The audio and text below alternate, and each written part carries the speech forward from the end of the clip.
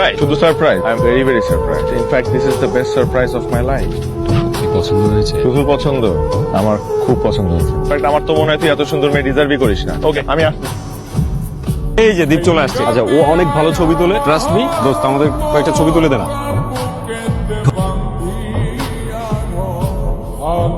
সিগারেটটা এখনো ছাড়তে পারো না, তাই না? সিগারেটটা কিন্তু আমাকে ঠিকই ছেড়ে দিতে পেরেছো। কি কথা দিয়েছিল আমাকে, মনে আছে তোমার? How sweet. এরকম একজন গার্লফ্রেন্ডই তো দরকার। খুব ভালোবাসো আমাকে না? অনেক। তাহলে এটাও জেনে রাখো, আমি আগুন জ্বালাতেও পারি, আবার আগুন নিভাতেও পারি। এই সিগারেটটা হচ্ছে তোমার জীবনের লাস্ট সিগারেট। এরপর আর কোনোদিন তুমি সিগারেট খাবে না।